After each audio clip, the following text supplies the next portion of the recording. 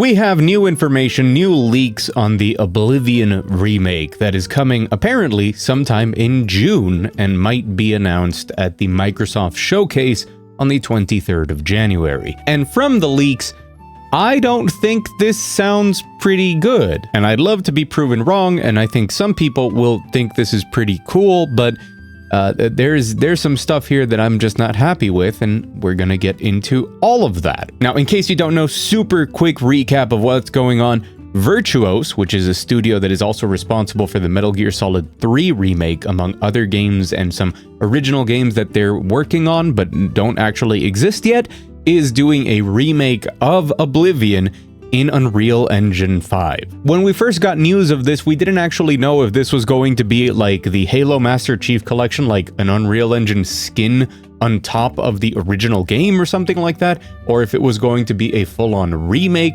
There was a lot of things that weren't very clear, and now we have a lot more information that seems to point towards a remake, but maybe not the most remake. It's weird. So anyways, hi, I'm Mug. If you're new here, welcome, and if you're not new here, welcome back. Let's look at some of this information, and you can judge for yourself. So apparently, yes, very, very confirmed at this point, Virtuos is doing the Oblivion remake. We kind of already knew all of this. It was in court documents way back when, and a lot of the stuff in those documents have been pushed around into different dates. So this should have come out already. So a lot of people didn't know if it was still real because it didn't hit its original release date, but it of course is. The more interesting part about the new information on the remake is that yes, it is indeed Unreal Engine 5 and it is not built on the original Oblivion. In other words, it's like a real remake. It's Virtuos recreating everything from scratch in a new engine. And they've commented on some of the bigger changes that seem to be coming. Now, due to a leak from a former Virtuos employee, which the image you're seeing here is as this was reported by multiplayerfirst.com, although some known leakers have already talked about this before. Now, the more specific stuff that we can see here that is changed, aside from it being, a complete remake in Unreal Engine 5, are comments that were made regarding the blocking system with ideas to improve it that were taken from Souls-like and action games, because the original system was boring and frustrating, sneak icons being highlighted in an improved sneak system, damage calculation methods reworked, the stamina system modified to be less frustrating for the player, making the knockdown that occurs when stamina is depleted more difficult to activate through changes in calculation methods. The HUD has been changed to make it aesthetically appealing to young players, which is a strange comment, and hit reactions were also added to improve the response to damage inflicted on the player and NPCs. And of course, finally, archery, modernized so that it works better. Now, I think the headline that a lot of people are going to pick up from this is inspiration from Dark Souls, which, to be honest, would not be the worst thing. But I think that the much more interesting thing to point out when looking at all of this is that doesn't actually sound like those big of changes. That kind of just sounds like a very basic touch-up to make things that were bad not bad. And listen, before I get deeper into this is a big conversation. It's a topic that I've wanted to make a video on for a while now. I've kind of been waiting for the Metal Gear Solid 3 remake actually to make it, about the point of remakes existing. And from my perspective, if you're going to remake a game and just have it be as faithful as possible to the original, I don't see the point in the remake. If you just want to do something like that, I think that papering over something with like newer graphics is fine. But if you're actually going to remake the game, I want you to try and do something new with it, to maybe fulfill visions and ideas that the original team had and maybe couldn't fulfill because of budget and technology of the time. I want you to try and do something that differentiates it from the original, as long as the original still exists, of course, not in those weird cases where the remake just takes over the original and is somehow worse. If it does end up being a worse game, I'd rather it be different and worse than just be the same thing, but also worse. As I've mentioned before, and since then I've actually gone and played a bit of Oblivion, Oblivion is old. It's an old game that we might love, or at least I know I do, but it's not new and snappy. Like, adding hit reactions to NPCs is like the bare minimum. Making the combat in the game like not bad, which has been the case for most of the Elder Scrolls games and dare I say the Fallout games as well. It just is this no impact. It's like throwing out damage numbers but with a graphical overlay but not an actual combat system in a way. Like I think people forget at this point that games like Fallout 3, you could aim a weapon at an enemy and have the crosshair perfectly on them and pull the trigger and you wouldn't hit, because what was really happening underneath is a probability of the bullet hitting that was completely different from what the graphical interface was showing you, from what you were actually seeing on screen.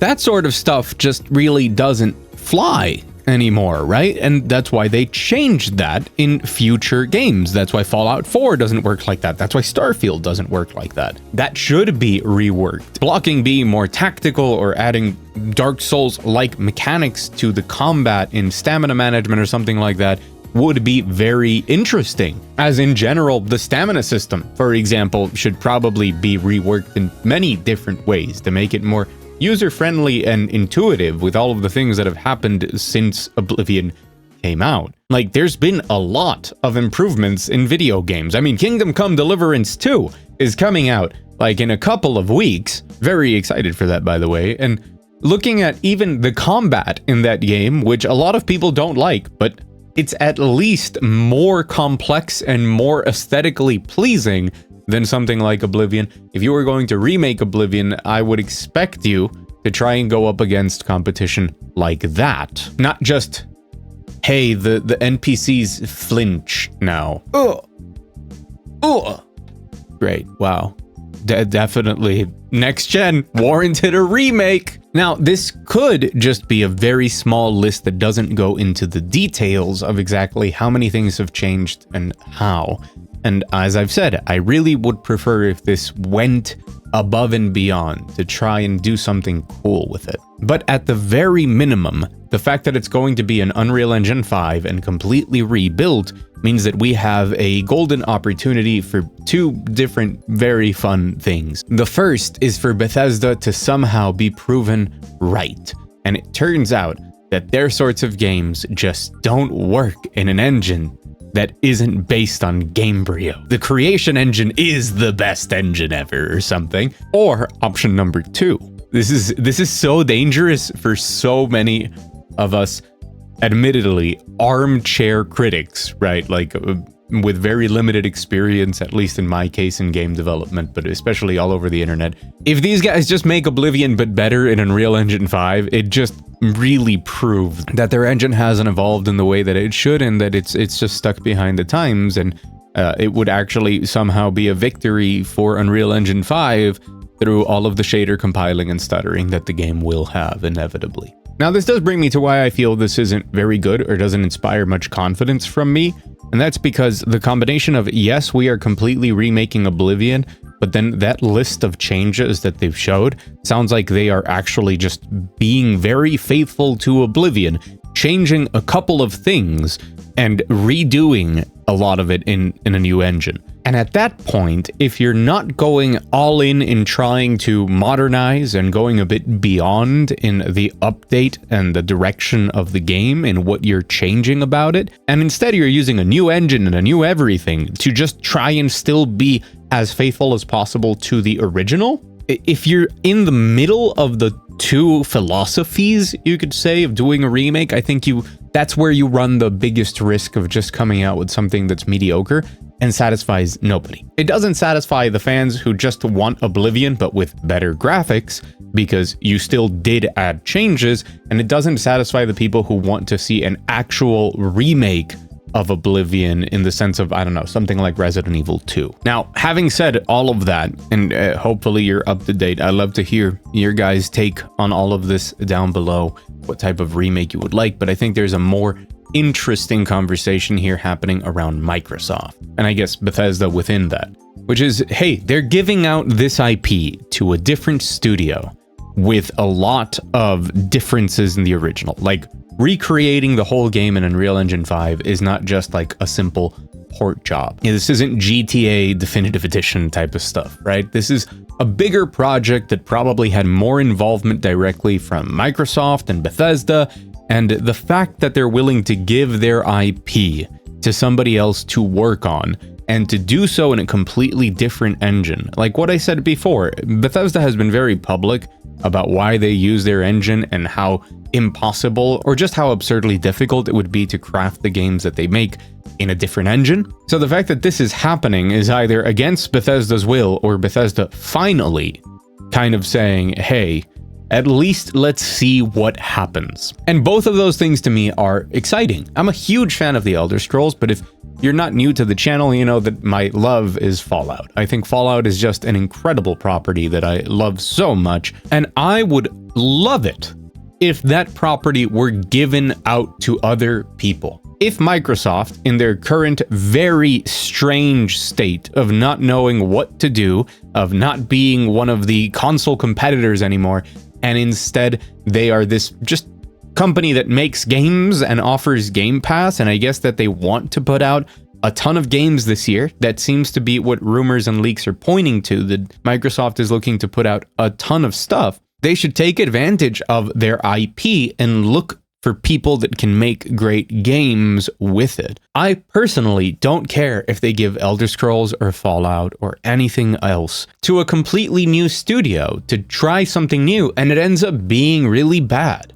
I'd rather that experiment happen than not, because so far, the whole super mega production and huge budgets and the whole structure of Microsoft hasn't really led to too much success so far. So no matter what, I kind of view this situation as a net positive for fans of Elder Scrolls, no matter what, in a sense, especially if this doesn't affect Skyblivion, which is supposed to release this year.